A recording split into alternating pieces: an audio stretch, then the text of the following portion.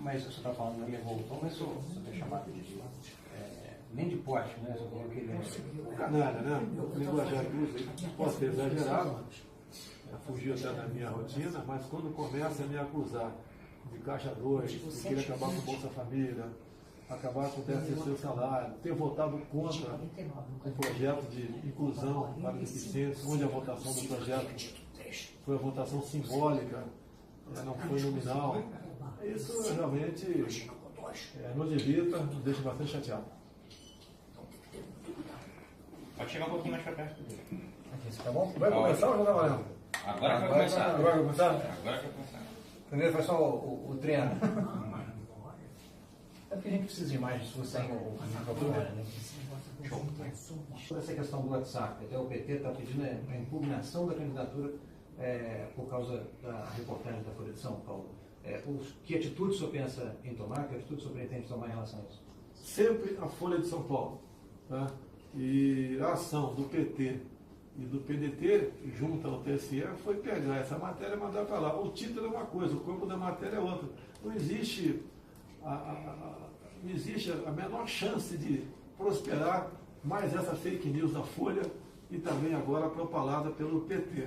Não tenho amizade com empresários, nunca pedi isso para empresário nenhum, sei que isso daí contraria a lei. Agora, o que pode acontecer talvez algum empresário aí até instigado pelo PT, né, ter feito uma ação dessa daí para tentar jogar a culpa em cima de mim. Agora, são milhões e milhões de pessoas que trabalham no Brasil pela minha campanha. São os robôs do bem, né? Milhões de pessoas que voluntariamente trabalham por mim. Não tenho qualquer ingerência, nem tenho recurso para pagar essas empresas. O seu adversário disse hoje que o senhor é diferente do período militar, do regime militar aqui no Brasil, que diz que o senhor não é nacionalista e até tem usado na campanha o senhor batendo continência para a bandeira americana. O que o senhor tem a dizer sobre isso?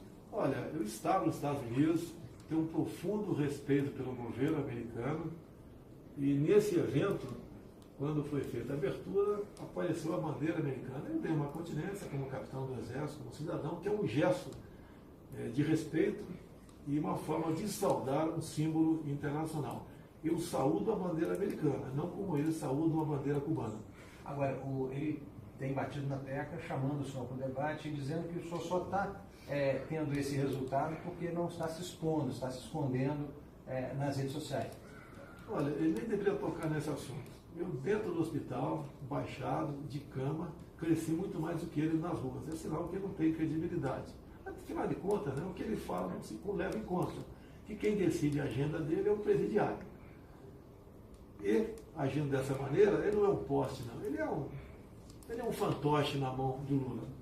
Ele vai debater o que com ele? Se ele não vai ter autonomia, né, caso seja presidente, para nomear até uma pessoa mais humilde do seu gabinete. Ele disse que o senhor não é favorável à imprensa livre também. Olha, está no plano de governo dele, o controle social da mídia e da internet. Deve ter mudado agora, porque ele é um verdadeiro camaleão. Ele foi receber a hóstia com a sua vice, que publicamente diz que não acredita em Deus, que é favorável ao aborto, que é favorável à discriminação das drogas. Então, é uma pessoa que tem um comportamento diferente durante a campanha, né? Diferente do que terá depois das eleições. Então, não merece credibilidade. Ele quer debater por quê? Toda live que eu faço dá em média 250 mil pessoas online. A dele não dá 500. Agora, ele tem tudo para mostrar o que o PT fez ao longo de 13 anos. Né? Corrupção, que é o mensalão, a questão do petrolão, como eles quebraram estatais, entre elas aqui a nossa Petrobras, como eles arrebentaram com o fundo de pensões, ele dizer por que emprestou dinheiro do BNDES para ditaduras de todo mundo, por que o Brasil partiu para o viés ideológico para seu comércio exterior, por que a violência aumentou no Brasil depois do estatuto, do desarmamento. Tudo deu errado com o PT. Eu não preciso fazer fake news para mostrar que o que ele prega não é verdade e seria péssimo para o Brasil a volta do PT. No debate, essas diferenças não ficariam ainda mais claras? E não teria até mais êxito? Olha só, no dia 6 eu levei uma facada.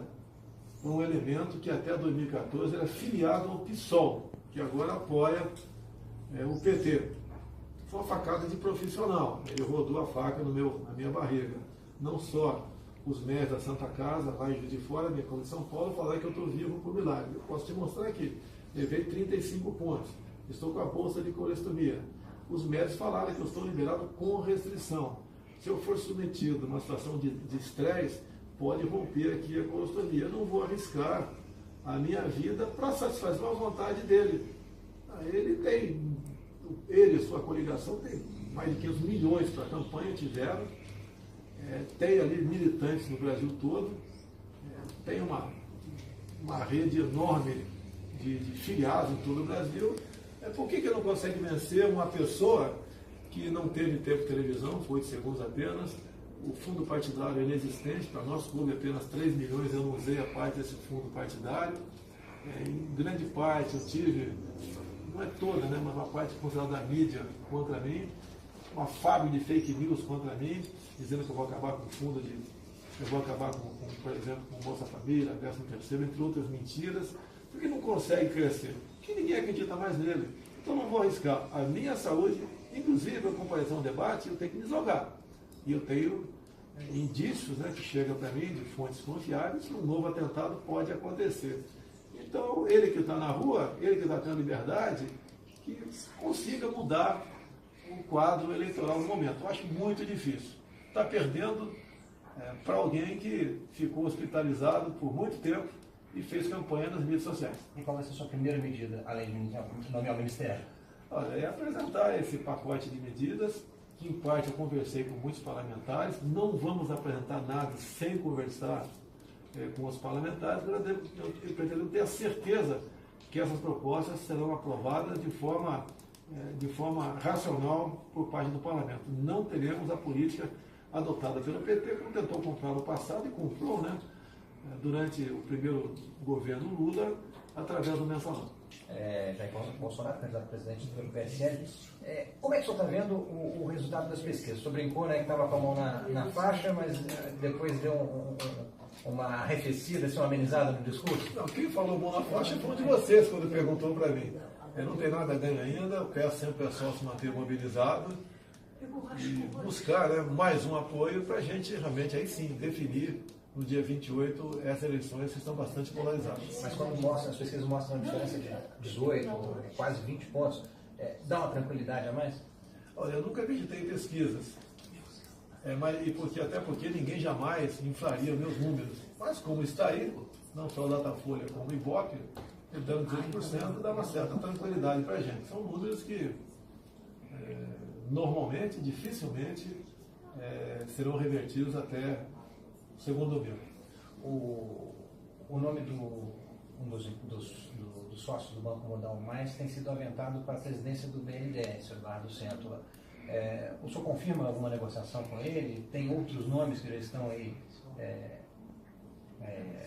sendo discutidos ou quase já decididos para um eventual governo Centola? Olha, eu tenho pouco conversado com o Paulo Guedes nos últimos dias. Eu dei carta branca para que nomes fossem sugeridos. E esses nomes chegarão ao nosso conhecimento depois das eleições. E nós decidiremos a efetivação ou não. Agora, o que eu pedi ao Paulo Guedes é realmente aquilo que todo mundo quer. Um dólar competitivo, né? Não só para quem exporta, nem como importa. A taxa de juros mais baixa possível. Uma inflação dentro da meta. Buscar maneira de diminuirmos a nossa dívida interna sem aumentar impostos, reduzir a carga tributária, desburocratizar, desregulamentar. Tudo isso eu botei na mesa. Ele falou que é possível atingir sim. Privatizar não é tudo não, mas grande parte das estatais. Até teremos um olhar para os funcionários, um olhar para a questão se essa estatal está atingindo sua função social, se ela é deficitária ou não, e levar em conta o que são empresas estatais estratégicas. Então, tudo isso foi conversado e ele disse que tem condição de atingir esse objetivo. E, obviamente, esses 9 chaves, né, a sugestão virá por parte dele para ver se a gente aprova ou não. Falando de nomes, o senhor já anunciou 3 nomes do seu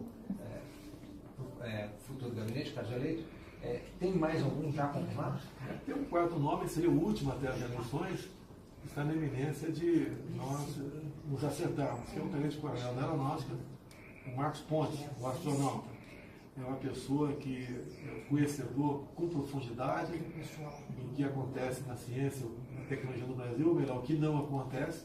E ele é uma pessoa que é patriota, tem conhecimento, tem vontade de mudar as coisas e tem uma iniciativa muito grande, além de estar perfeitamente inteirado, dentro e fora do Brasil, dessa área tão crítica e deficitária para todos nós. O que falta para esse anúncio oficial? Conversar um pouco mais. Nós não podemos anunciar alguém e depois dizer que não é mais ele. Todos os nomes anunciados até agora está mais do que acertado e dificilmente serão mudados esses 3 nomes, né? Que é da Economia, o Paulo Guedes, da Defesa, o General Heleno, e da Casa Civil, o deputado Onix Lorenzoni. E em relação à questão econômica, saiu uma reportagem do Estado também falando que um dos estudos da sua equipe econômica seria a desoneração da folha, mais diferentemente do que foi feito no governo Dilma, que foram alguns setores específicos, seria uma coisa mais ampla para tentar diminuir os custos para o empresariado e gerar mais emprego. É isso que o senhor disse? Isso que o senhor quer dizer quando fala tirar o Estado do cangote do empresário? Olha, tem a ver com muita coisa. A Inglaterra, 20 e poucos anos atrás, diminuiu sua carga tributária. A França mesmo diminuiu e deu certo. Sabemos que existe diferença entre nossas economias. Mas se nós deixarmos como está, temos a certeza que o Brasil quebra. E nós temos que arriscar. E essa forma de arriscar é sem causar mais sacrifício, transtorno para a população brasileira. Mas o senhor confirma essa hipótese, esse estudo? Está estudado, estudo sim. Até porque nós não queremos fazer como governos anteriores, onde apenas setores que interessavam, a gente chama de amigos do rei, foram contemplados. E com isso, eu acho que a desoneração tem que atingir de forma positiva todo o setor produtivo brasileiro. E como é que o senhor vê, é verdade que o senhor estaria revendo a proposta de fusão do Ministério do Meio Ambiente com a Agricultura? O senhor sabe disso nesse sentido? Não procede. Chama de fake news aí. Tem países, e até estados aqui no Brasil, que juntou essas duas pastas, né, que seriam secretarias. Nós não podemos continuar com 2 ministérios antagônicos, apesar de não cedermos às pressões políticas para essas nomeações. Os parlamentares que têm visitado têm tocado nesse assunto, voltando para que haja então o interesse político disso. Essa questão de fusão, a revisão da fusão do Ministério da Agricultura e do Meio Ambiente está descartada? Não, até o momento está garantida essa fusão. Eu tenho dito, inclusive, que o ministro desse superministério será indicado pelo setor produtivo.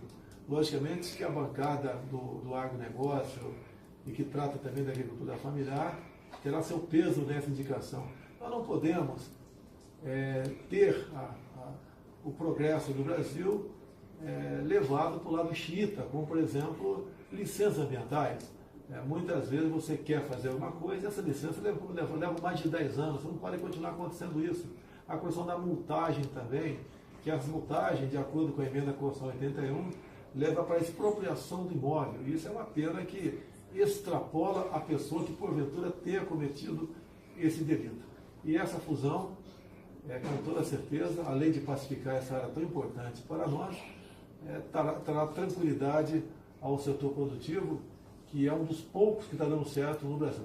O deputado Onix Lorenzoni falou de uma possibilidade de cortar 20 mil cargos comissionados, se não me engano, logo no início do governo. Como é que seria isso? Eu acho que ele extrapolou nos números, já conversei com ele, tanto é que ele não sabia o número exato. Pretendemos diminuir, sim, os cargos de comissão, mas os comissionados são muito importantes para a governabilidade. Eu, como parlamentar, 28 anos deputado federal, usei desse tipo de serviço. E, por exemplo, tem ministério que você vai precisar, sim, no trabalho dos comissionados, até porque, de acordo com o Ministério, existe uma maior ou menor aparelhamento ideológico daquele Ministério. E os comissionados são muito bem-vindos nesse momento. Mas existe o interesse, a ideia de cortar, e qual o percentual, qual o quantitativo seria? Nós temos em torno de 23 mil comissionados, pelo menos metade nós cortaremos. Tá? Essa que é a nossa intenção. Ou nós achamos que o número é exagerado para as necessidades do Brasil. Da última vez que a gente se encontrou, o senhor chegou a falar da intenção de ter Forças Armadas fazendo um patrulhamento nas ruas, mas diferentemente do que está sendo feito aqui, que o senhor até falou que vai acabar a intervenção não vai renovar a intervenção caso o senhor seja eleito. Como é que seria isso? Como é que seria essa participação das Forças Armadas no patrulhamento de rotina? É isso mesmo, eu entendi errado? Olha, o presidente da República tem que ter responsabilidade. Essa intervenção aqui no Rio de Janeiro nasceu na quarta-feira de cinzas, sem qualquer planejamento. O próprio comandante militar do Leste, o comandante do Exército foram surpreendidos. As Forças Armadas não podem continuar sendo tratadas dessa maneira. E o jargão militar, quem dá missão dá os meios. Nós não podemos colocar as Forças Armadas na rua sem uma retaguarda jurídica. Imagina um soldado engajado com 21 anos de idade, em havendo um confronto, e ele, por exemplo, vindo atirar, e o marginal morrer com mais de 3 ou 4 tiros, ele responder por excesso.